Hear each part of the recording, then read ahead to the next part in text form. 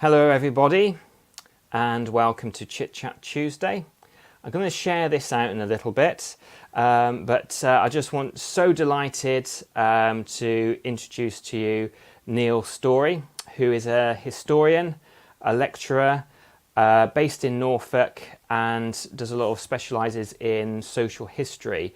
I was lucky enough to see Neil at Parameet, and I've also seen Neil several times on the wonderful programme Help My House is Haunted, and also I've just found out that he was also on some episodes of Most Haunted as well.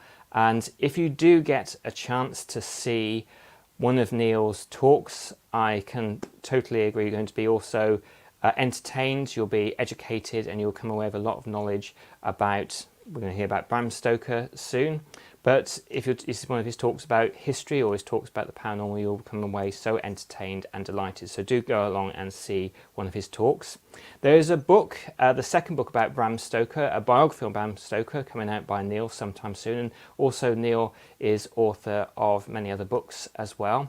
So I like everybody thought or clap at home or do put hello in the comments to give a very warm welcome to Neil Storey. Thank you so much for being here tonight, Neil. Thank you for that very warm welcome, and thank you for the greetings. It's more than kind. Oh, well, I must say hello here to Chris, to Anne, to Sue, to Marie, to Lorna, to Claire.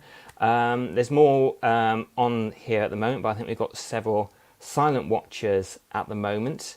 What would be absolutely amazing, Neil, and where to start, which would be really, really good, is I've heard you talk before about your first experience, because you've done ghost hunting. You've got over 18 years experience of ghost hunting, and there was a particular moment when you absolutely knew, no shadow of a doubt, that the paranormal existed. If you can tell us about that time, please, to start us off. It's actually 30 years of ghost hunting. Oops. And a little bit more. In fact, on my first, I grew up in a county where folklore and legend is really part of your growing up, where there are tales of white women and headless horsemen and headless carriages, highwaymen, ghostly sentinels in churchyards. It's an incredible place to grow up. Norfolk has the greatest concentration of medieval churches in Europe. So you could imagine, with all of that history around you, you're steeped in it. And most Norfolk people, if they're quite gregarious, will tell you wonderful tales of Norfolk past. I went to college at Great Yarmouth, and this was back in 1988. And there was a small group of us that were very interested in the paranormal. We'd grown up on the Usborne books of ghosts and monsters and UFOs. And I'm sure that will touch many of the listeners. If you're born about 1972, you'll be of that generation. And we grew up on Hammer Horror bubblegum cards made by Tops, and seeing the posters for the films that we couldn't go and see. So we loved ghosts. We had a great fascination. It wasn't just the Usborne books. There was a great one called Haunted Britain by Anthony Hippisley Cox, which wherever you went in the country, my mother would have a copy of that in the car, and we would normally go to a haunted castle or country house. And that encouraged a youngster like me to engage with the history there in what I felt was an interesting way. So by the time I get to college, I've been steeped in ghosts. I've been to haunted places with friends out on your bikes from school, the local haunted wood, all the folk tales, or even kids' legends.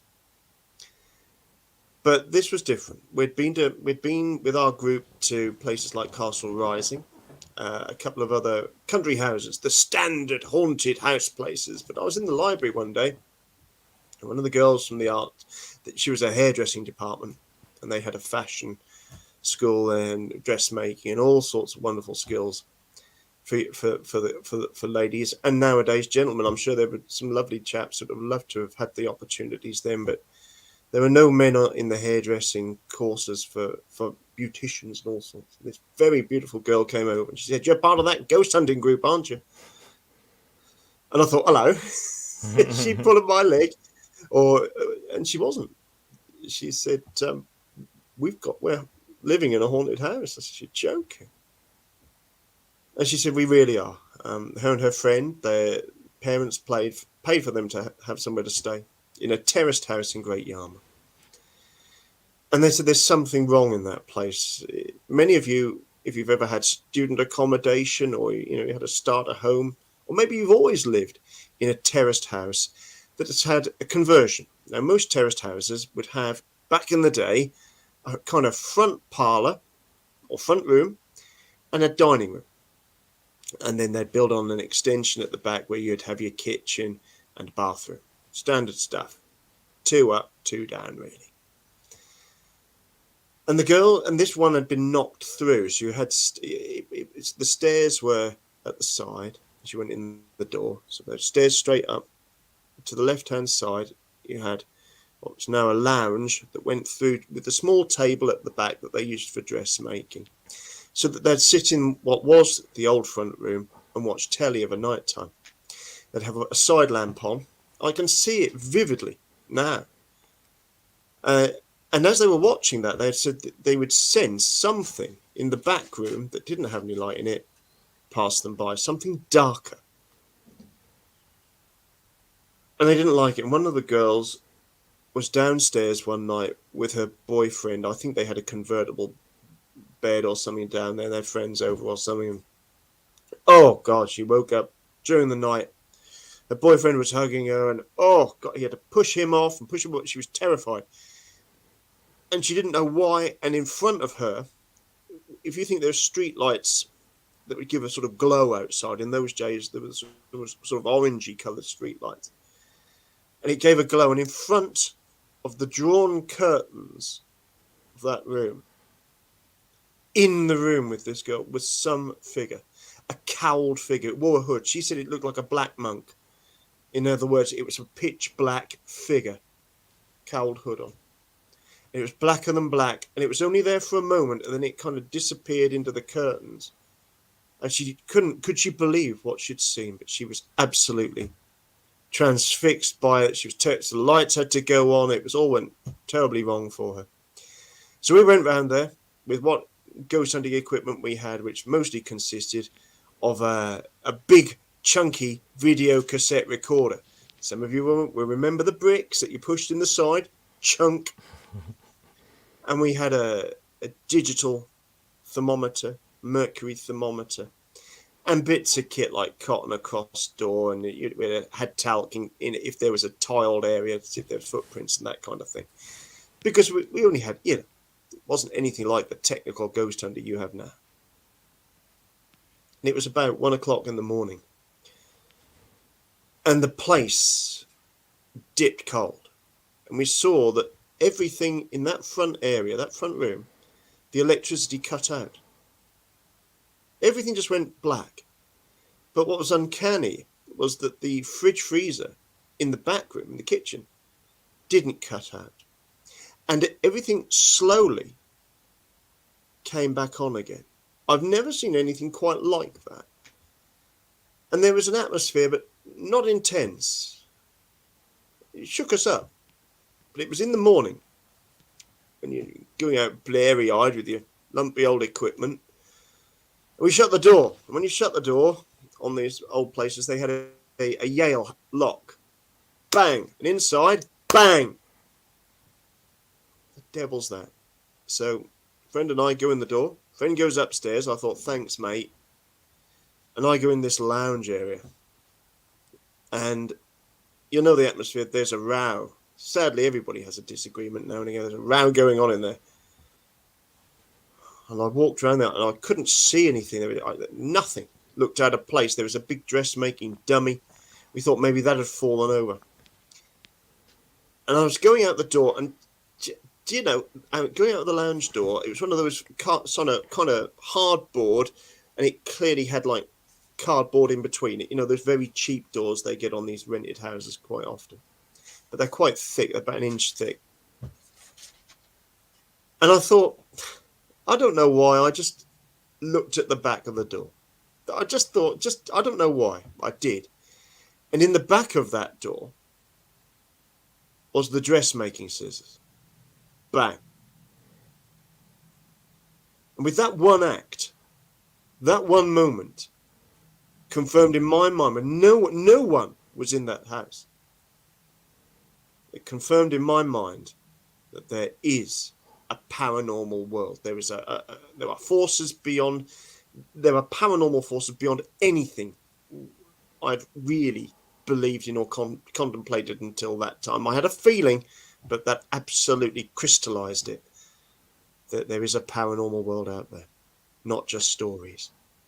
It's an amazing story, and I just wanted to hear that and have you share that wonderful, amazing experience with everybody here before we started talking about Bram Stoker's life. But I mean, you've had so many wonderful other experiences as well. I must say a couple of hellos to Gillian, to Lynn, the ghost lady she's known as, Lorna, Von. Sorry, there's lots of people coming on saying hello. Lots of people saying hello to you, Neil. Christos, hello Nice to to you. Thank you for joining us. Charles, Diana, Moira, Judy, Elena, Anne.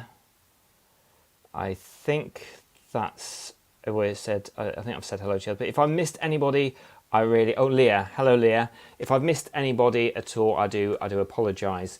So I'm going to be talking about Bram Stoker, and it's something that I know is very close to your heart, and we will make sure it's put out there when people can get hold of your book, how best get hold of your books and your other wonderful books, and do talk about some of your other books as well. But I wanted to go to the beginning before Bram Stoker created what I think is a template for all other vampire stories afterwards. But it started off in folklore, not attractive, sexy vampires, but horrible, stinking creatures. You can say a little bit about the folklore of vampires to begin with, please. The folklore of the vampire, it is a genuinely ancient one. You can trace it back centuries. You can find it for millennia. But the vampire stories that we know today find their roots, I would say, really from the 16th and the 17th centuries. And you'll see that there are people warding off vampires, particularly in Central European areas. In the 16th, 17th century, you'll find instances, in fact, all across Europe, Africa, all around the world, in fact. And just as an aside, you can find medieval manuscripts in Great Britain that mention vampires too. My friend Lucy has written an article about some of those early vampires in the recent edition of Haunted magazine as well, the Feminine Macabre edition. Very, very good analysis. And it was my pleasure to work with Lucy Wilgross on that.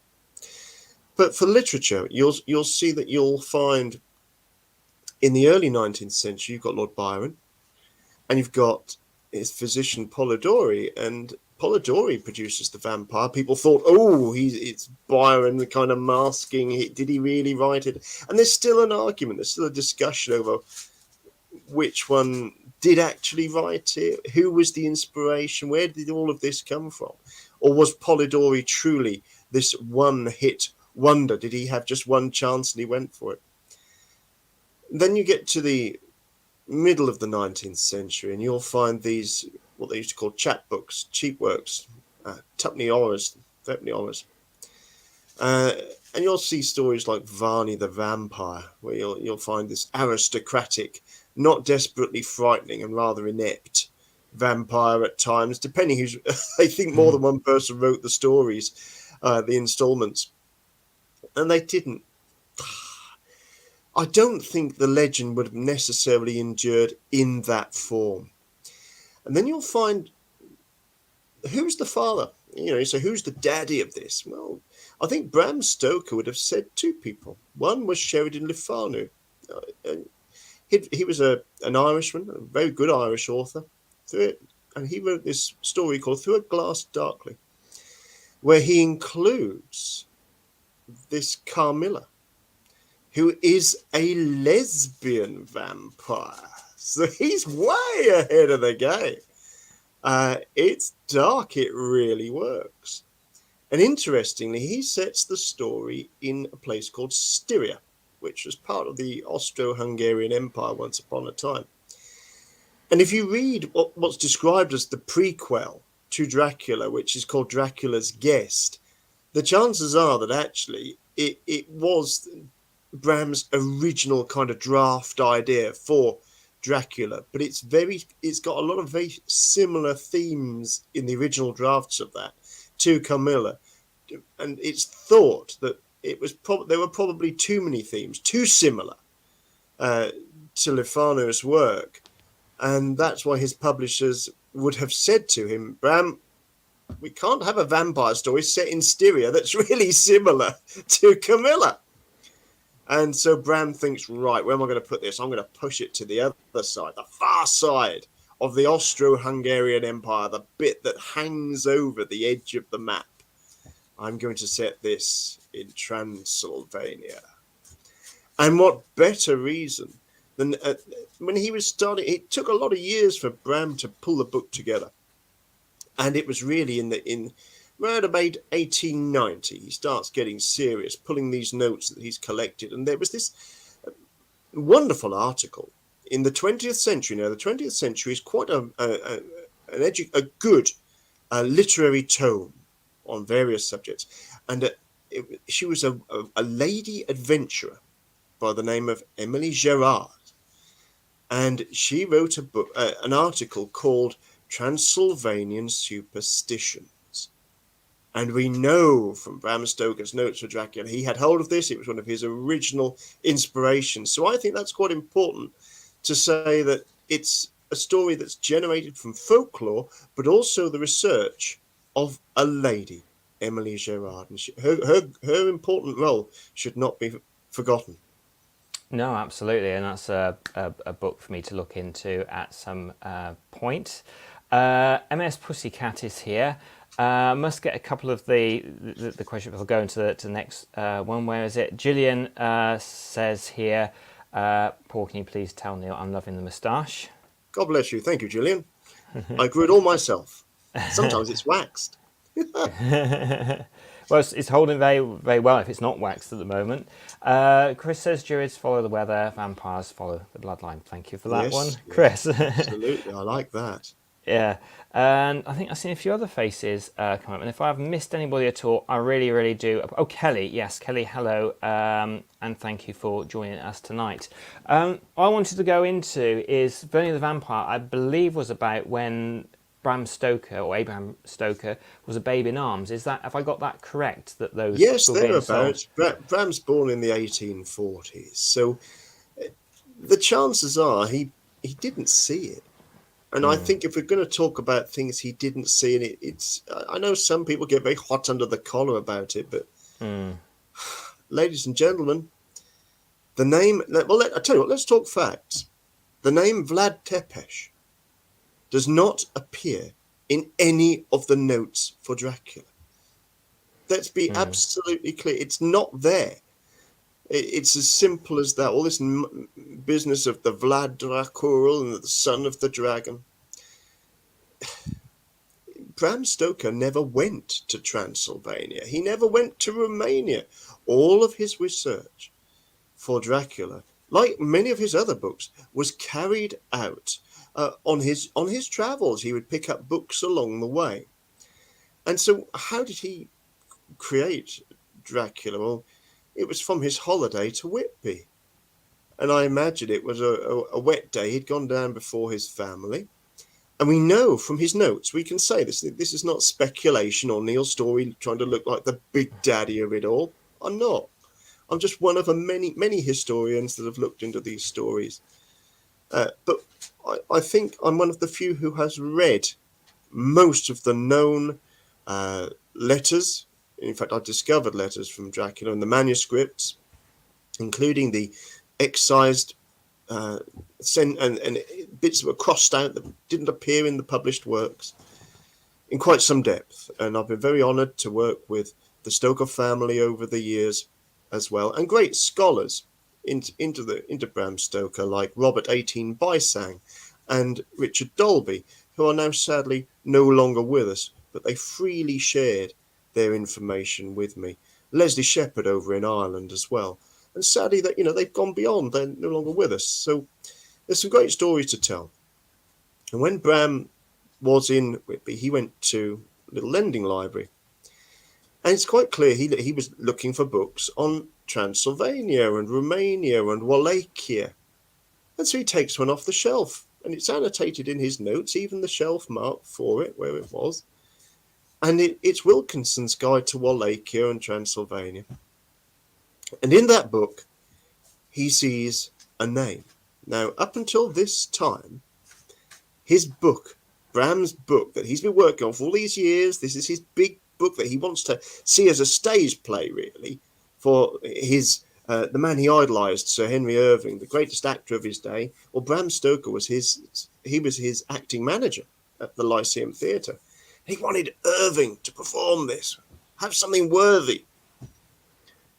And originally, the book was going to be called Count Vampire and the Undead. The trouble is that the vampire was pronounced and written. Bram loved language, and it was spelt with a W, because in the continental way, W's are pronounced with a V. So it would have looked to the general public as Count Vampire and the Undead.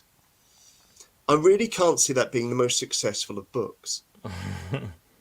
So Bram was savvy, and he's gone on this wet day to this lending library, and he's got this book, and he sees it. He sees a reference to a voivode. Now, a voivode is a mercenary, and in this book, he doesn't appear to be a desperately good mercenary. But his name, the mercenary was called Dracula. And you see in Bram's notes, there it is, it's underlined. This is the one.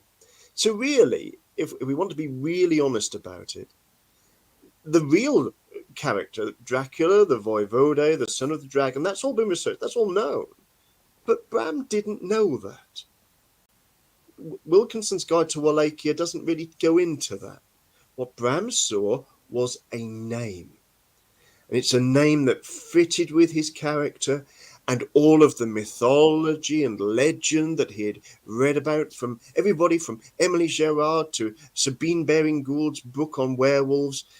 And there's a whole host of texts that he's drawn on. But it's Bram Stoker's bibliography you need to find his origins of Dracula, not Vlad Tepes. There's no engraving, there's no picture of him.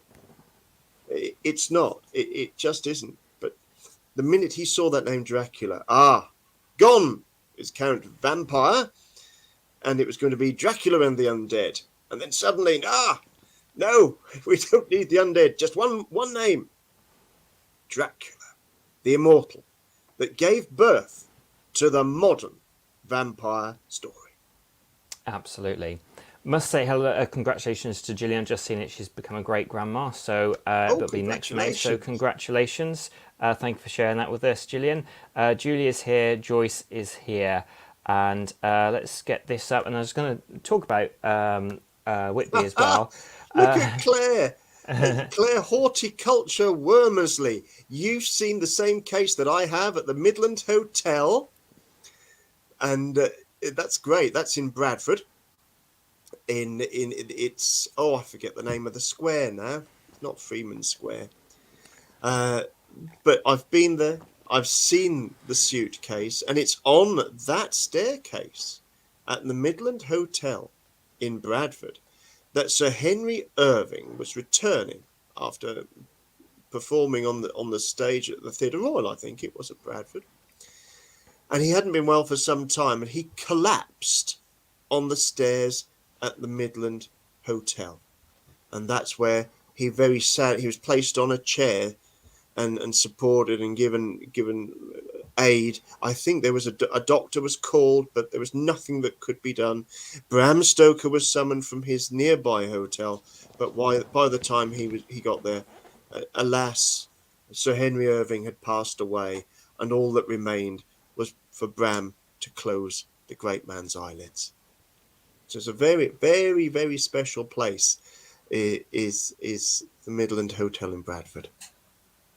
I think it'd be nice to bring in here, and also as well at some point I will like to ask, because Bram Stoker was in the end quite a strong person, but was very weak in childhood. So it'd be nice to talk about that. But we mentioned Henry Irving, and I think it'd be important to mention Henry Irving because he was such an influence, and the sort of meeting, because Bram Stoker was a civil servant. He also wrote for the newspapers as well, and got to be manager of the theatre in the West End. If you can sort of say about just a little bit how he got into that initially, and the great friendship which was struck up between himself and Henry Irving, please. With pleasure. But first of all, Bram, as a young lad, he couldn't walk until he was 7 years old. There was some sort of mystery illness. And in fact, in his original draft of his personal reminiscences of Henry Irving, there's a section in there where Bram reminisces about his own childhood and how when the nursery bell rang, his mother's heart would drop because she thought the poor boy would die at any time. That's how sickly Bram was. And Bram couldn't go and play with the other children, so he was nestled onto a rug with pillows in the garden of their home. He was born at Marino Crescent. It was called the Crescent. It's now known as Marino Crescent. It's a little suburb, Clontarf, or a little suburb of Dublin. But of course, by the time he was born, it was more of a. It had been a resort. It was very much a suburb by that time. And then they moved to Artane Lodge, a short way away. And it was in the garden there that Bram would remember looking through the grass at the creepy crawlies in the lawn, and they became his monsters and creatures. And even in a lawn, you'll see piles of dirt and worm casts. And yeah, what an imagination. And if you think about it, sat in that bed, or as a child not being able to go out, the family, the servants, the beloved family nurse Ellen Crone, but also Bram's grandmother and his own mother were all very, very good storytellers. They had wonderful memories. The Sligo cholera epidemic is particularly poignant, which is the story of when Bram's mother was a little girl and she saw that epidemic firsthand. They feared for their lives.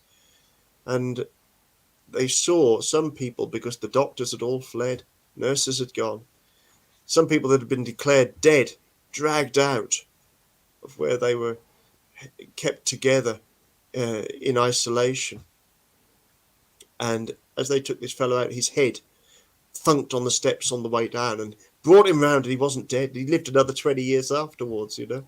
Wow. So Bram literally saw the dead return to life. And when people tried to leave these places that were infested with cholera, the locals didn't want them.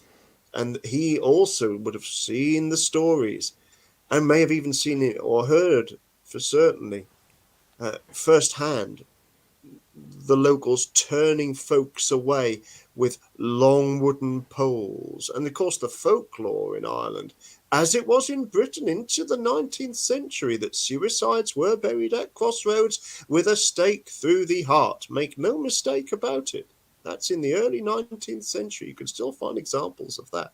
They wouldn't be alive. They would have been hanged. You know, if you were, there was, you know, the suicide has taken place. They're taken to the crossroads, and then the stake is placed through the heart. There were also tales of vampires, or bloodsuckers they would be called, out in Ireland, and creatures of the night. Here's another little aside you might like, ladies and gentlemen. The word Nosferatu. Now, everybody thinks that means a vampire. And it's a mistake I think even Emily Gerard made. It doesn't just refer to the vampire. It refers to any creature of the night. So it could be a werewolf, it could be a ghoul, it could be the walking dead. They are all Nosferatu. So you can imagine. This young boy at the age of 7 starts to go to pantomimes. And his dad, as he matures, Bram's dad used to love to go to the theatre. They weren't fantastically rich, but they had some money to go, but Bram really got hooked.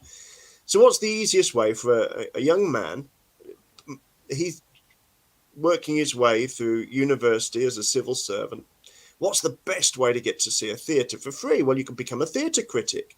He was also critical of the theatre critics on the newspapers because he didn't feel they did a very good job, a fair job to some of the actors and actresses that were performing. They deserved better. So Bram didn't really earn any money from that at that time. He just got to see the shows for free. And in exchange, he would write these articles, and he was very honest. Sometimes they would be glowing, absolutely glowing. Other times, maybe a few pointers here and there. But he showed very, very good perception of the stage. And of course, he saw this up and coming young man, this Henry Irving, who toured Ireland with the Bateman's Company. And he really praised him. And Irving was over the moon because somebody had seen him for how good he was. And he had an audience with Irving in his room, and he performed for him live. And it was a great emotional moment, the meeting of great minds. And Bram never forgot that, neither did Irving. So when Irving really started to make his money, wanted to take on his first theatre, the Lyceum Theatre in the West End of London, he's going to have his greatest publicist come and be his acting manager. So he says to Bram, "Are you going to come?" And Bram thinks, all right. And Bram had been walking out with this rather nice young lady for a while. Florence Balcombe. She was once described as the most beautiful woman in all of Dublin. You may be interested to know that she was Oscar Wilde's former fiancée. Not a lot of people know that. But Bram won her heart over. And when he got this job in London, he said to Florence, "Do you want to come?" And she said, "Yes, I'll come along." And they got married. And there was no honeymoon. It was straight in at the deep end in a Lyceum that had the decorators in. It had a performance to come. And the greatest challenge of young Bram's life to date was to really get this theatre along with the stage manager, Henry Loveday, a master of his and other masters of the craft, that Irving employed, the scene painters, Hawes Craven. These are genuine people with great skill, genuine artistic merit to create some of the most fantastic classical theatre, Shakespearean theatre that was seen on the London stage since Shakespeare's time. Amazing. And thank you, Julie. I'll look forward to your inbox tomorrow. Somebody actually said here, and it's good. Nosferatu Scared Living Daylights out to me in the movie is the creepiest thing I ever saw. Very true. The original version was, as far as I know, was just done without any permission from. Because I think Bram Stoker had passed away by then, but had no permission done, and I think Florence actually asked for all prints to be destroyed. Have I got the story right there? Paul, your research is absolutely top notch. You're absolutely Excellent. right. Paul Bram died the same month that the Titanic went down, and I think it had been assumed that his wife must have died too, but she didn't. Florrie was still very much alive. Bram had never made his fortune with Dracula. I would like to say as a side, I wish, if you've ever seen that wonderful Doctor Who episode where Vincent van Gogh gets to travel in the TARDIS to go and see an exhibition of his work and see the acclaim that he received and receives today. I wish Bram could see how, I dare say he would choke on his port and seeing some of the stuff, but he would see that this has endured. He would be fascinated to see, my goodness, this all began with my book. I'd love him to know that. I really would. But you see, when Murnau came to create Nosferatu, why he did it, I don't know. Why he didn't reach out to try and clear copyright, I have no idea. because it's a pretty good rendition of the story if you think about it. First celluloid film, film version of the Dracula story. And Florrie said, "Yeah, I'm going to sue you. You've not cleared this. This is not right." And you're quite right, Paul, that as part of the legal agreement was the financial settlement, but also that every single copy should be destroyed, which is why for many years we just had very, very grainy copies of Nosferatu. And if you think about how it was iconic, some of the stuff on that. It's only in recent years that it has been restored and you see the intact full version of the film. I believe I've even seen a tinted version of it. Now, whether the tint is the original or has been added, I'm not entirely sure, but I think an intention was that they would try and introduce some notions of colour in it to add to the dramatic effect of Nosferatu. I have seen the original tinted version of it, and I've got it on DVD, which is more of a grainy, not so good copy. And I had it on VHS, and I accidentally recorded over it, and it's the worst thing I've ever done because I've never ever seen that version of it again since. No. So it's just one of the things I regret so much because it was such a brilliant copy of it. So hopefully, if somebody says it's available on DVD or Blu-ray, the tinted version, please let me know because it'll be much better than the version that I have.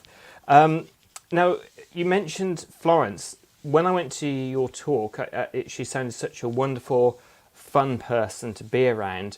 And I know you've done your research properly. I have heard other people, particularly when Bram Stoker was in Whitby, that they were very estranged at that point, and it seems like Florrie wasn't particularly a very fun person to be around at that time. Did that happen because how the marriage went, or is that somebody not quite doing the research properly into Florrie? I think that research is pretty good, and I think it's quite honest. You have to imagine that, and it's a sad thing that happens with many couples. It can happen to anybody. That in the blossom of an exciting young romance, everything's great. But within the Stoker family, and it's in books, I mean, it's no secret that when Noel, the one and only child of Bram and Florrie, was born, it seems very likely that the intimacy between the two ended there and then. And it may also have been that Bram really was, the love of his life was the theatre. It was Irving.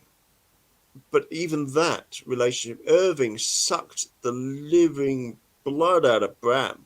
I mean, in many ways, he could be seen as a vampire. He was so needy, constantly needing Bram, and then he took on an Austin Brereton as well, and in some ways sidelined Bram as well. So it was all very, very sad.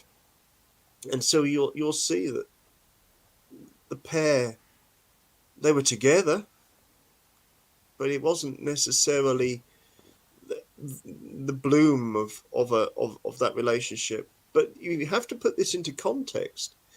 That, in Victorian society, after the meal, and I'm not saying this is right or wrong, or in fact I'm saying it's mostly wrong by our modern standards, but we cannot judge by our modern standards, but women would retire to a separate room, and the men would go to the smoking room. For Bram Stoker, the parties were not really at their house. He would trust W.S. Gilbert to escort his wife quite often, to escort Florrie to theatrical events. Bram would be busy as acting manager all round the clock at the beck and call of Irving. And then after that long day, they retired to this room. It was the old Beefsteak Club room in the Lyceum Theatre.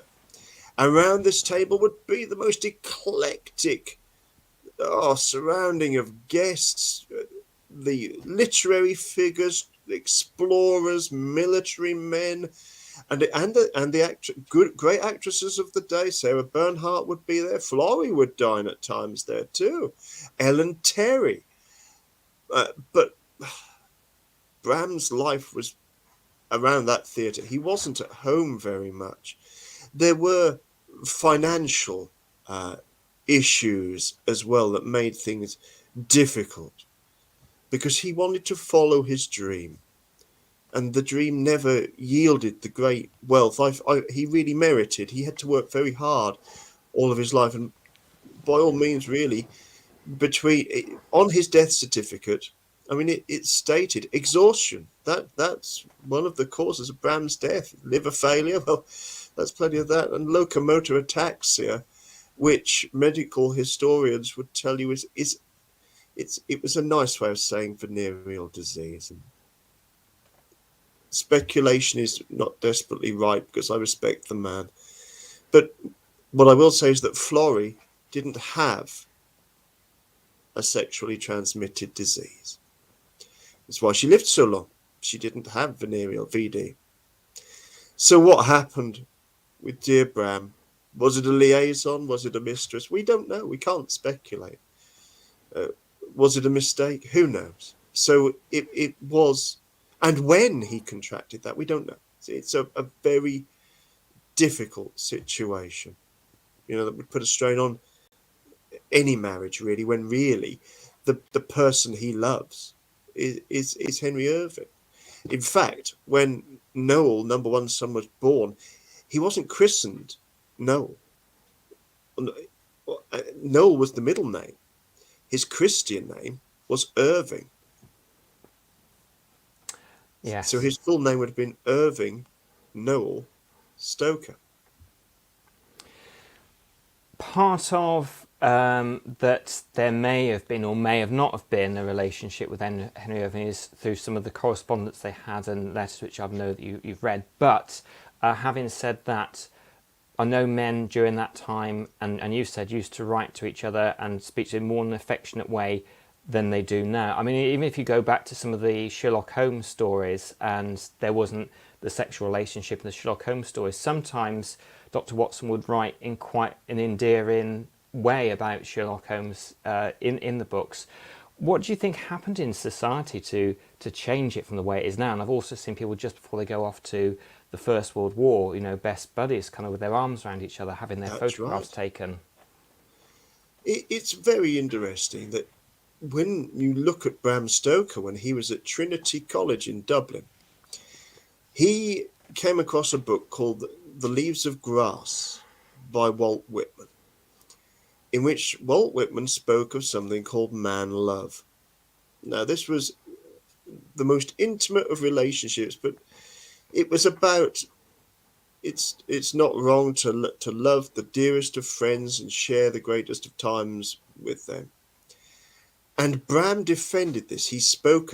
Bram was president of the HIST and the LIT, the History Society and the LIT. Very popular, a very clubbable gentleman was our Bram, and in the face of criticism from his peers, he defended Walt Whitman. But Professor Edward Dowden, very well respected member of faculty, said, "Do you know what, Bram? I agree with you." And there began this great friendship of men that could detach themselves and understand literature, understand respect for each other, and in that same sort of Sherlock Holmes and Watson manner to capture. And indeed, Conan Doyle and Bram Stoker corresponded, and they spoke very much on. They were very complimentary about each other's work, and I believe some of Conan Doyle's letters to Bram are also online now. So there was a good synergy between the two, and of course with his great friend Thomas Henry Hall Caine. You see, Hall Caine was a great fan of Sir Henry Irving. Hall Caine was the first man to sell 1 million books in the English language. But Hall Caine's name is not known to modern audiences because they were kind of romantic tales, Christian tales, and they would appeal to Victorian audiences like Landseer paintings, but they don't desperately translate for more modern audiences. But Hall Caine was probably bisexual. He had a close relationship with, and the letters are most certainly exist. I published them in my first ever book, which looked at Bram and these remarkable connections. It was called The Dracula Secrets. And it looked at the connection between Hall Caine and the homosexual serial killer, who was known as Francis Tumblety, who was the special branch #1 suspect for Jack the Ripper. I remember when I approached this and I spoke to a number of my colleagues about these gender issues and the questions, particularly about the question of how rare is a homosexual serial killer of women, and they are extremely rare. But this was written about in the 1950s by Dr. Rivers in America. And tragically, when these particular type of serial killers erupt, they often blame their... At a time when homosexuality was deeply frowned upon. Indeed, it was against the law. Think of Oscar Wilde. This is that time, and when you end up with a serial killer that blames his sexuality on women, he wants to destroy the gender and identity of a woman. It's horrific, and it manifested in a case shortly before the publication of The Sexual Criminal in America. And of course, you will see there's a very strong argument for Jack the Ripper, particularly if it was indeed Francis Tumblety, a man who was suffering from sexually transmitted venereal disease, a man who was a hermaphrodite, very confused about his sexuality, developed a hatred of women to the degree he had uterus in jars that he would demonstrate with after at home, after dinners to express his hatred of women. So all of these, it's all a very dark connection, isn't it? But through that friendship with Tumblety and Hall Caine, of course, you can bet that Hall Caine would have related the story, this horrific man that he might well have suspected of being Jack the Ripper. And you can see those undercurrents, and Bram loved to put mysteries into his stories. And I think he put some of his suspicions about Tumblety as the Ripper into Dracula. And most simply, there are a number of elements that I discuss in the book, but if you want to play the Hunt the Ripper game like this, and it is a game because you can't prove an awful lot, but Chit-Chat Street, where Dracula has one of his coffins dispatched to, is on Brick Lane, East London.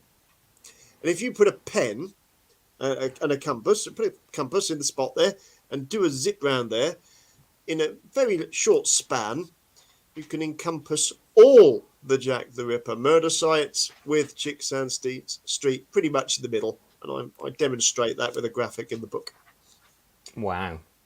But it's a game, Paul. It's a game. Yeah. I'm not going to say I've solved Jack the Ripper. No, absolutely. And I mean, Brick Lane, if anyone wants to go there now, it's also amazing for restaurants down that way as if well. you like curry. Yes. Fortunately, I do.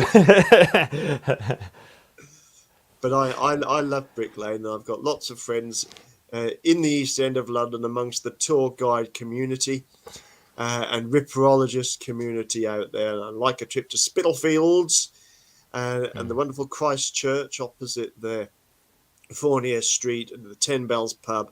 The atmosphere, yes, there's a lot of modern East London, but there's still cobbled streets. And although there are lamps standard without the gas, it's got a light in the top, and you get a little bit of the atmosphere of 1888. That's for sure.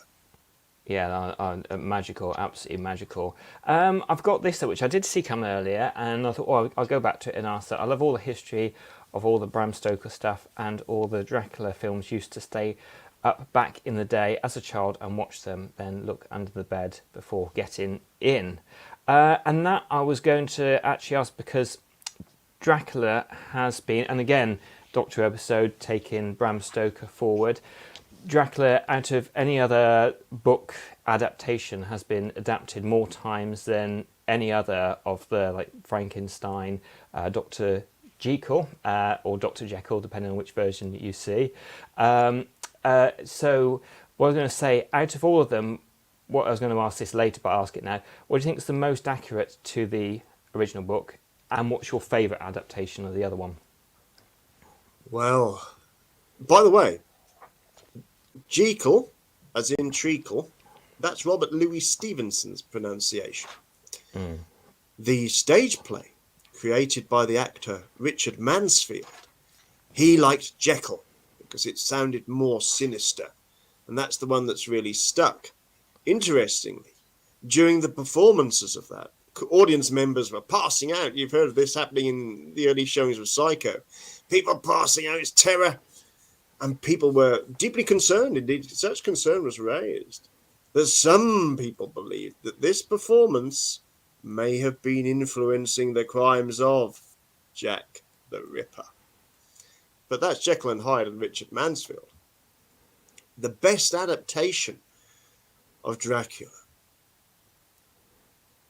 for me, it's going to be BBC in the 1970s. It's Louis Jourdain. He looks great. I think we've got is it Frank Finlay, Nigel Davenport in there. I really do like that adaptation, and yes, it's shot on film. It can look a little dated, but for loyalty to story above anything else that's ever been produced, for goodness sake, they claim this is Bram Stoker's Dracula. Well, if you read the novel, a lot of that stuff's absolutely unrecognizable. Come on, guys. I'm not going to decry anybody because things need to evolve. But I will use the term wasted opportunity on some of them that have been created recently, which is a shame because some of those folks should know better. That said, there were some iconic moments in the recent reconstruction, and it's just my feeling. The important thing is that they're making Dracula films and dramas now. But for my money, where am I going to go? Well, I just saw one of our watchers and listeners tonight talked about watching Dracula stuff in the 1970s. So, and if you read the latest edition of Haunted Magazine, I discuss, are we the children of Dracula? Those of us born around about 1970 that couldn't go and see the X-rated Hammer films, but when we got to be teenagers, they started showing them on TV. And I can remember, and I'll be brave enough to say it because I have other friends that are now. So we're all. Here's an interesting thing. Do you know, a lot of us that really like gothic horror, we can't actually stand the sight of blood. we don't like gore films. No, that's big no thank you. Don't want Gore Fest, don't want Driller, Killer, Chainsaw Massacre. No! What we want is Hammer World. That's our world. That's the world that we saw on the posters. We saw the Topps bubblegum cards. Couldn't go and see the films. We could see graphic films with trite one-liner jokes underneath them on Topps bubblegum cards. Every newsagent that we went into would have a row of horrific paperback books, at least in my area. Everything from Carrie to James Herbert, The Rats, The Fog, all this kind of stuff. Horrible images on the front. And magazines often with monsters on the front of them that would be quite frightening to kids. Well, are we really the last generation to be scared by book covers and magazines? I mean, I remember when they started showing those Dracula films, my friend Neil Cole runs the Sci-Fi Museum at Allendale. And he's one of the sparks for this, is Neil. I said, look, I know you like sci-fi, but how did you react to Dracula? And he was just the same. He was looking through banisters when he shouldn't have really been watching the film. I was allowed to stay up because my family knew full well I would not be staying the course. I mean, I was the kid behind the sofa for Doctor Who. I'm behind the door and a little look, and 5-10 minutes in it, one glimpse of Christopher Lee as Dracula, and I'm gone. I'm gone. Right, the door is shut. I'm running up the stairs. I'm gone. Now that's a legacy. That's a legacy that stays with you. Now, Hammer World is not as frightening. And in fact, I bought off a well-known online auction site some of their tops. I'm going to. I'll show you. Oh, yes, please. Yeah. I've got this special. I've got my special assistant here, and these are quite lovely. She's carefully. No. Thank you. So people know what I'm talking about. No. Ah, yes, indeed. Right. Those eyes. Those eyes. Mm-hmm. Yeah, and they have a really bad. Yeah, he sure got the point. You know. Yeah, you get the idea. But these are films we couldn't see. You know, and I'm about 8 years old, and I can buy these in a bubblegum card. Goodness sake, that's nightmares. These were so frightening. My mum had to take these away. This is Dracula AD 1972. This is the year I was born, and the image should actually be that way round, which is Peter Cushing. The carriage wheel comes off, and it's that golden moment that I didn't even see Dracula the first time I watched that. What I saw was a foot coming out of the carriage and a glimpse of this red scarlet lined cape. I was gone. I was gone. But these to me, these are Gothic horror. It's not literature. This is Hammer World. It's a world of costumes that, yeah, they're all right. They're not authentic, but they take you to a place. It's like LARPing or Dungeons and Dragons. Well, we didn't have a lot of that when I was a kid either. You had an imagination.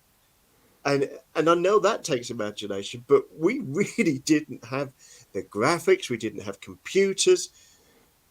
It was somewhere special, somewhere dark, somewhere curious. And it's what's given many of us this great love of Gothic horror, and especially Dracula, to this very day.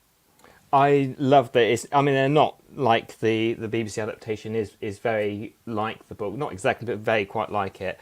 But I must admit, I do love the Hammer horror versions, particularly the man comes in the coach and they say, "Don't go up to the castle, young master. No good will come of it." I love all that kind of stuff. That's right. And if you read the book, I mean, that's pretty good. I mean, the old woman in the hotel sort of she crosses herself. The staff cross themselves. She gives him a cross to take with him. You know, it's all there. Look at this, Claire. My favourite version is by Peter Cushing and Christopher Lee. The first ever version I watched on Betamax. Oh, wow, name you can trust. Yeah. Yes. Yeah. Indeed. I'm not going to tell you what else I watched on Betamax for the first time. Channel 4 programs? Nature programs at school, actually. Yes. We were all sat round to watch a big bubble screen TV, and there was always like a tracking line along the bottom of it. Wow. And I remember there was like one TV when I was first at school, proudly wheeled from classroom to classroom on great big legs that seemed to be so high, and you got to crick your neck to actually look at the thing, I remember. Well, that vintage, Paul. When there was a school computer. Yes, the BBC computer, which was the same for about 20 years before eventually they went to Amstrad and later on. Gold. We're getting lots of, because, one about if you wear a monocle. I must admit, I absolutely love the clothes that you wear when you're giving your talks and presentations. That's often me. I'm a man. I've got quite a good couple of tailors, one in the north and one in Norwich. And occasionally, the monocle is on, and if that's not on, I have my horn rims. But as I get flashback off the screen, I've not got those on tonight. But yes, I like traditional clothes. I'm an English man. I'm an English historian. It's what I do, and I'm armed tonight. with a cheeky little G&T. Cheers, everybody. Very nice. Cheers. I'll have my water in my Moscow Mule mug. Mm. I don't believe it's water in such a fine Right. tanker. That's all I can say, Paul. Absolutely. Well, yes, no, I promise you it is water, but I should have put a Moscow Mule in it tonight. Let's get Cowbunga's question up. She said, I went to high school and read Dracula in year 2. Obviously, the nuns had no idea about the life of Bram Stoker. Yes, very true. Although some might do. You never know. I've met some very, very well read nuns, and sometimes you meet some very surprising people that have this great affection. People you'd never know. Some very inoffensive looking ladies and gentlemen that have this great fascination with the darkest of horrors. Absolutely. And I wanted just to sort of mention, because it is interesting that Bram Stoker, when he was younger, you said that he wasn't very strong at all, and people were worried about if he would make it like through the night. Robert Louis Stevenson was very unwell and just remained unwell throughout his life, and that wrote the original Dr. Jekyll, not Jekyll as people know. I want to just, because you mentioned about that and you talk about Jack the Ripper, I did hear that, and I don't know how true it is in one of those myths that go around, but his wife asked him to burn the original copy of his manuscript. Is that true, or is that just a story that's been made up? Because apparently it was so horrendous, the first one, and he burnt it, what I heard. Sorry if that's gone off topic. I must that I do not know everything. Mm. I must admit that I'm not familiar with that story. This is Bram Stoker we're talking about. No, this is about it's about Robert Louis Stevenson. Oh His gosh, Dr. Jekyll. know. I don't know. Goodness me, no, I don't. I'm no expert on Robert Louis Stevenson, but you never know. I mean, there was a well-known crime historian, and this is a true story. He was going between the 1930s, and he died. I think it was in the early 1960s. And he had, over the years, written a number of, his name was Bernard O'Donnell, and he'd written a number of quite good crime books. He'd been a crime reporter for newspapers, over the years. But he'd always kicked around a Jack the Ripper book. And he'd even put it into the press that this book is coming out soon. He's got a suspect, and he had a manuscript. He clearly discussed it with the publishers. When he died, all of the crime memorabilia, and it was said that his then wife or his next of kin disliked it all intensely. One story even told of, it was had to be kept in a garage, wouldn't even be allowed in the house. And there was a big, either an oil drum or one of those things you use for burning leaves that looks like a dustbin, and everything was just hauled into there and burnt. And that's the way things were left for years. Wow. But then over those years, bits start turning up. So whether that he'd sold them in his lifetime or whatever, but bits of the O'Donnell, there's a big reel of newspaper cuttings and all sorts that I purchased. That was part of, I'm sure he'd stored those up. That and they hadn't been clipped to put into. I think he was going to clip them and put them into a scrapbook. That hadn't happened, and then I think his family or a family friend had the manuscript for the Ripper book. There's been all sorts of stories will erupt now and again. They will come out. Oh yes, that was all destroyed. But I think there's always hope.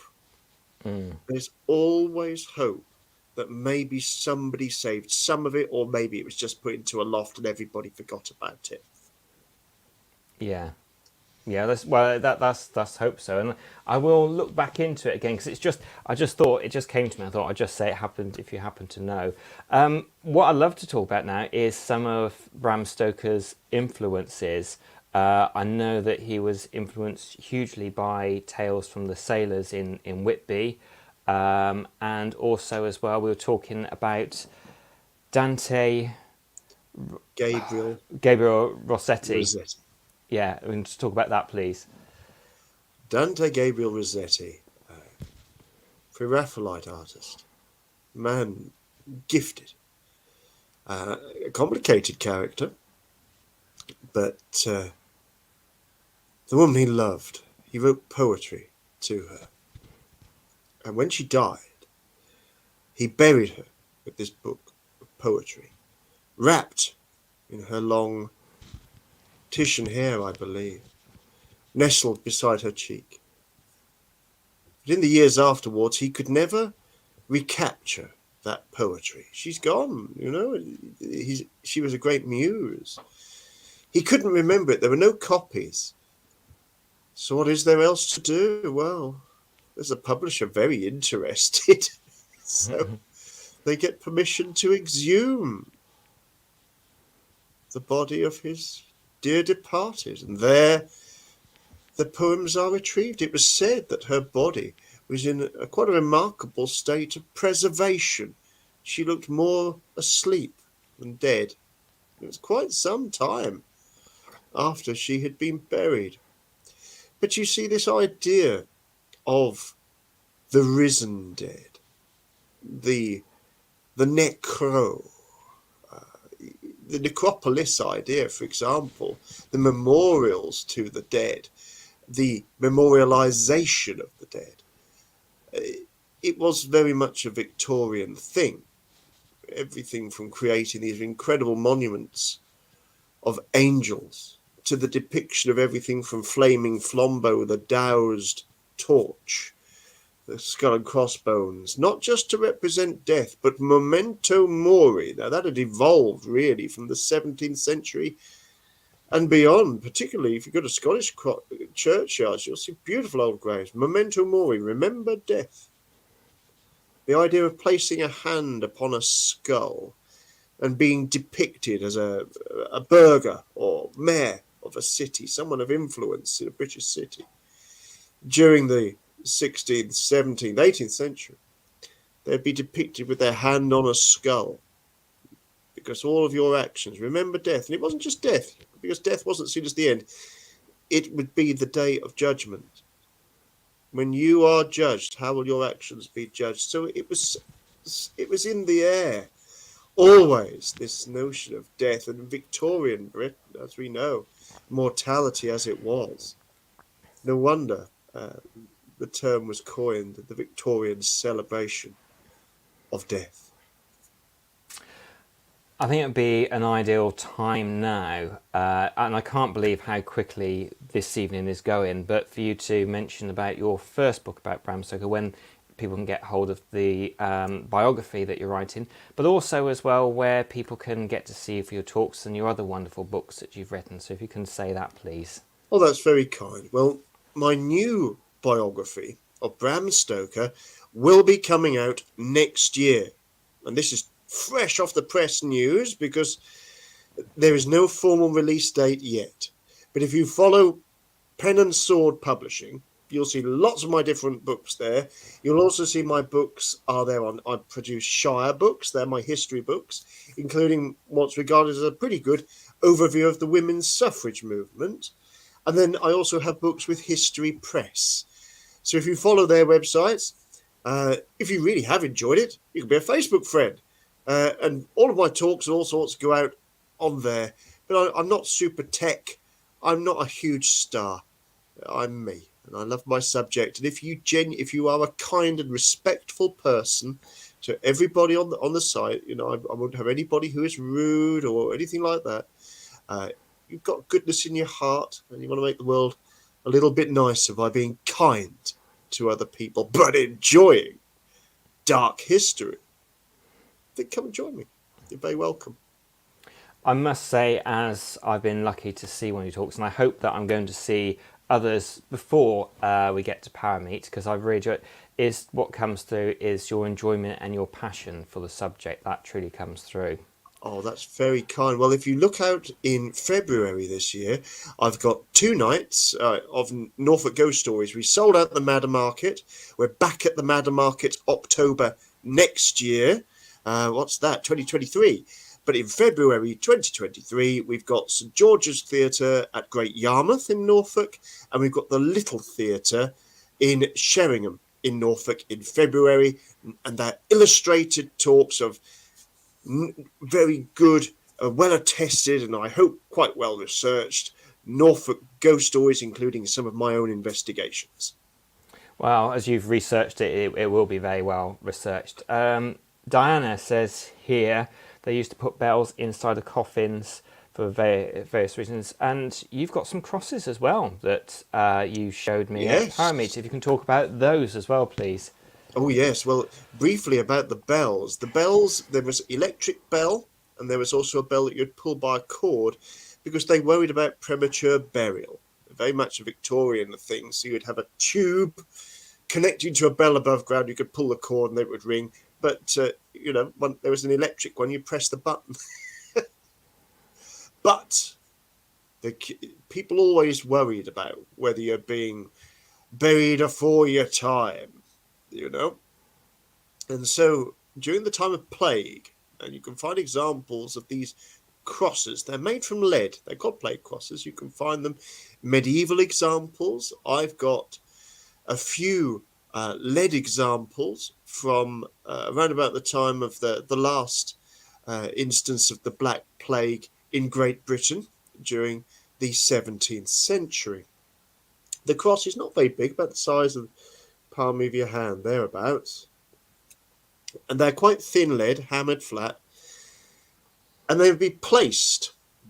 If somebody supposedly died from the plague, how would you know they're dead? Well, you place the cross on their chest and you leave it there for a dial hour. You'd watch the church clock go round or watch the sundial move along for 1 hour. If you returned after that hour, that cross, you'd feel it. If it was warm, the person was still alive. If it was cold, then that also acted as your last rites. And so you would wrap in a winding cloth or whatever you had. You'd wrap the person up, and then they could be placed into those who collected the dead into their cart and taken to the plague pit. So if you ever find a plague pit, and I hope you don't, because they have to be properly cleaned out and all sorts, you might just find some of those lead crosses. And the ones that we came across, they'd been cleared out. There was only a small number left in spoil heaps by road construction. Everything had been cleared. The archaeologists had all been in there. But I thought, what fascinating things. Yeah, they are fascinating. I think it was Lorian who handled it first, and then you told her what it was all about. She said, I'll give this, I'll give this back. And then people actually saying, yes, it's been their word about being buried alive. So maybe speak to somebody and get a bell set up for yourself or something like that. And sure, somebody would do it. So yeah, I mean, we're coming to the end, so I have to make sure the questions are some sort of nice ones, and kind of finish it up with Bram Stoker's death. But I know that you've luckily seen like his notes when you've been there, and I believe there was part of Dracula, and it might have been the first thing, was just a recurring nightmare that came to him, or a part of it was written in nightmare. He kept going back to notes of this, and I believe that's actually in the book as well. Can you say some of the other influences where Bram Stoker, because Vlad the Impaler isn't part of it, as you say, but so many people think, but like the true influences. It was a very long journey to create Dracula. And Bram drew on so many themes. It's tens of books that he drew upon. In fact, if you go to, not the British Museum Library, go to the London Library, where he was a member, there are some of the books in there still bear his pencil annotations. inside them. He drew on all sorts of themes. Arminius Vambery, now he was a professor of languages at Budapest University, but he was also an adventurer. And it was almost certainly Arminius Vambery that gave him the word vampire spelt with a W, and would have talked about the mystic laws of the vampire probably for the first time in Bram's mature knowledge, which is why he gets a name check in Dracula, is our friend from Budapest. But where does Bram draw on his themes? Well, some of his themes are from his own earlier works, but he changes them a bit. For example, when Jonathan Harker is in Castle Dracula, he is approached by what have become known as the brides of Dracula, these three beautiful women. Well, the origin of that story is one of Bram's early stories when he was in Ireland writing for a newspaper called The Shamrock. It's kind of a story paper, a bit like People's Friend as we know it. And it was a part work, and in this part work called The Chain of Destiny, Bram Stoker has this man going to this old haunted house, and across the bed towards him, by dead of night, creep three ugly, horrible eggs. But, you see, Bram has learned that in the world of the theatre, when he has seen the performances of the Scottish plays starring Ellen Terry, if you see the John Singer Sargent, Ellen Terry, holding the crown of the Scottish king, I'll dare to say it, Macbeth, above her head. My goodness, go and see that in the National Gallery. It's an extraordinary image. And the dress that she wore, the beetle wing dress, is still around. But there were other women that he knew. Christina Nielsen, she was known actually as the Queen of the Night. She's actually depicted as a bat in some of the French newspapers that covered her. Sarah Bernhardt. I mean, Sarah Bernhardt was an actress that was known for having a travelling coffin, that wherever she went on tour, a huge baggage train, including a coffin that she would sleep in, and it would be filled with flowers from her adoring fans, the garlands. She was quite a character. She knew how to sell herself, and she admitted that in later life. But these queens of the night were beautiful, and they sold books. So, the hags certainly transformed to these beautiful women. But what about Dracula himself? Where does Bram draw his inspiration? Well, if you look at the first paperback edition, GB Cheap edition, it's the only real illustration that Bram had any input in and would have been known and would have been quite happy with, which shows Dracula with these kind of monstrous legs crawling down the wall of Castle Dracula. And you look at his face, and he's got white hair, bit of a crew cut, with a moustache, rather like mine. And you think, oh. But then you compare, and in my talk I do this, the picture of Stanley the explorer, Dr. Stanley, he went and discovered Livingstone, Dr. Livingstone, I presume. Well, Stanley had a very weathered face, and indeed Bram described that as more like a man dead than alive. Combine that with Richard Burton, the great Orientalist and explorer, not that fabulous actor, Richard Burton, whose voice I adore, particularly in War of the Worlds, the Jeff Wayne musical extravaganza. God, that's good. Only Burton could have nailed that. And anyway, Richard Burton, the explorer, was a very hard man.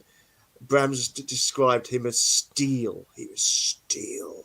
Scar down his face, very short hair. He could pass quite well for he could disguise himself as an Oriental, again with a moustache and a beard, and he could cut you with a look.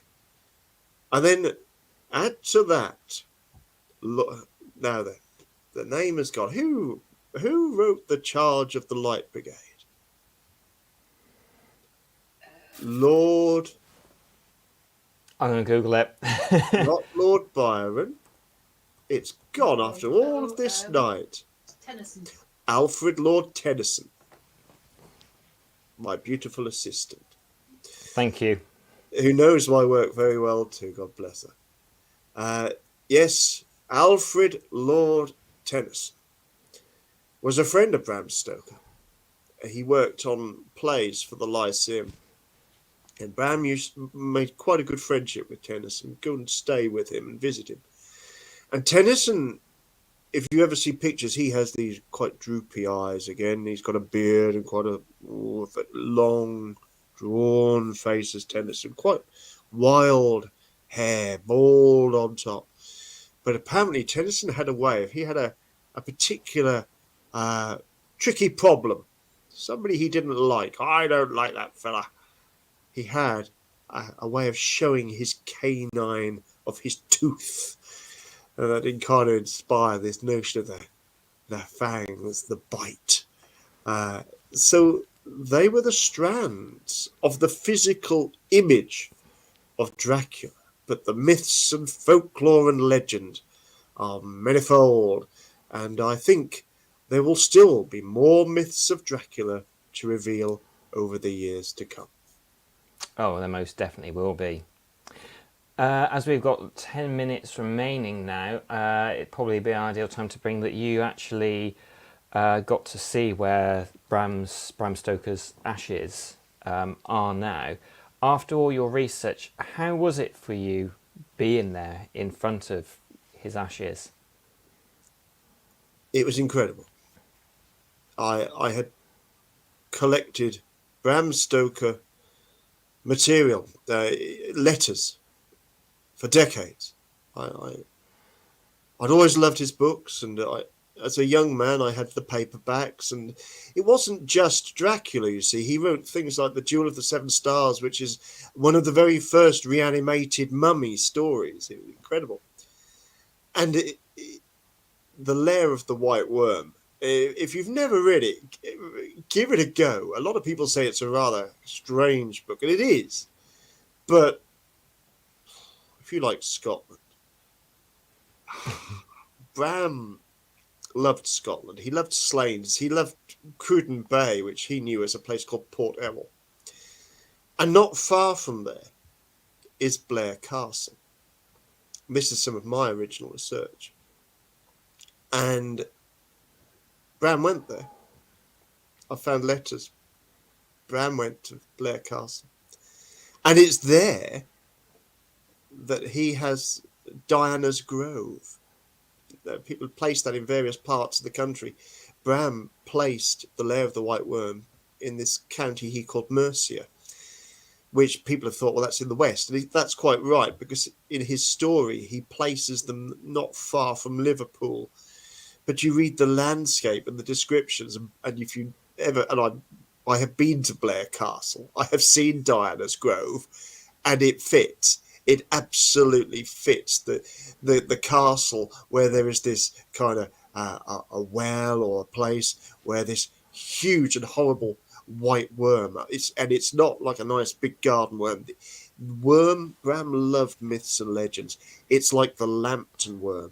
It's the old or the lamb of the worm of Spindley Hoff, which is out near Bamborough Castle in Northumberland. So you've got Northumberland Durham connections, which incidentally, and it's ironic that the last book that Bram Stoker ever wrote drew on themes that were from Bram's ancestral lands, because his family came from Durham and Northumberland way, way back, 200 years before Bram. What a link. But it's a great story, The Lair of the White Worm, and it includes themes that Bram was fascinated with. In his later life, he'd always been fascinated with mesmerism. Now, this is something that will interest you. And if Indeed. you think about in Dracula has this hold over people with his eyes. and he can control the beasts of the night. But with people, he can hold them and put them into a trance-like state. He can send a message to control Renfield across the oceans. Bram was fascinated by those things. And over the years after Dracula, he corresponded with Sir Oliver Lodge. Now, Sir Oliver Lodge was a very keen member of the Society of Psychic Research, but also a great scientist in his own right. So he was one of these great scientists that looked at what some people would call pseudoscience. I think Oliver Lodge didn't rule anything out. What a great way to be. Don't rule it out. Think about it. Open your mind. And so Bram and he corresponded about the power of the mind, what could be achieved. And Bram wanted to know, would it be possible to kill using the power of the mind? And it was thought, rather like there are arguments about voodoo and hoodoo, where people become convinced that they are zombified or resurrected. The audience is convinced, the people that are experiencing that are convinced. It's absolutely fascinating. And so Bram thought, well, how about if two great minds both believed that you could kill? And they believed this absolutely. You could kill using the power of the mind. And in The Lair of the White Worm, that story, this duel, is enacted. I'm not going to tell you what happens. Read the book. Absolutely. Yes, I will do. I have read, and I believe it's Bram Stoker. It's been so long ago that he did a short story, because you're talking about James Herbert, called The Rats. Oh, yes. Which is a great one. So if anybody, because it's one of those things, Bram Stoker, Dracula, is just what is mentioned. People tend to not know his other books. Would you say The Lair of the White Worm would be for us here to go, if you want to read another one of his great books, choose that one next? Yes, do you know? Yes, I would. Yes, I would. It was his very last book. And I make sure that you have read Dracula first. Then maybe think about Dracula's Guest, if you wish it. But I say, if you think, oh, I really need a Bram fix, I need to jack up on some Bram, arm yourself with some cheese. If you like cheese, obviously, be careful if you can't eat your intolerances or anything. But if you like cheese, softer the better. Nice bottle of port. Don't drink it all, otherwise you'll fall asleep. I've shared these sort of nights with great friends. But do. Glass of port, some stinky cheese, and sit back. If you've got a fire, have it stoked up. If you haven't, dip your lights. If you've got a multi-bulb thing, just take a couple of bulbs out so you can just have the one. Or buy a false candle, one of those battery ones. They're not much. Shove it by you. Maybe have a reading lamp so you have the light just on your book so you don't get eye strain. So I look after everybody and enjoy The Lair of the White Worm. Just you and Bram. Sounds like a fantastic evening, and I am getting after my water in this fantastic goblet, not goblet, mug. I am really thinking, port would be lovely now, talking about it, and Paul, we will do it one day, I can assure you. And thank you, Gillian, for your kind words. We raise a glass to you and to everybody listening. Yes, cheers. That's been absolutely amazing. It's literally 2 minutes left. Is there anything out of all the wonderful about Bram Stoker's life, your experiences, your books, anything that I haven't asked you that you thought, that would be, that's what I'd like to finish with? We must talk again, because there's plenty we haven't covered, and I would love to do that. Thank you, Neil. The thought I would love to share and leave people with is a poignant thought for this time of year, and it's very Bram. If you were a Bram, you and Bram were friends, you would be friends for life. Bram knew what that was, to cherish friendships. And so that's my message. And that's one thing I'd say to everybody. This people talk about the season of goodwill. Well, if there is a friend that you haven't reached out to for a long while, and you might get rebuffed, there is a danger. Where have you been? You left me for dead. Well, fair enough. But maybe, just maybe, they're missing you. So no matter how long it may have been, reached out. We just reach out. Say, Merry Christmas. Let's have a yarn. Grab a coffee. We haven't spoken for ages. And that's what I think Bram would like everybody to do this Christmas. What an amazing way to finish. I don't feel I should add any more to that because that was just perfect. Thank you, Neil, so much. This is the last Chit Chat Tuesday before Christmas. There'll be some more in the new year. Thank you, Neil, for tonight. Thank you, everybody, for watching. If I haven't mentioned your questions or said hello to you, I do apologise. I've missed it. Have an outstanding new year, and I'll see you again next year. Thank you so much, Neil. A pleasure. May your gods go with you. All the very best. Good night.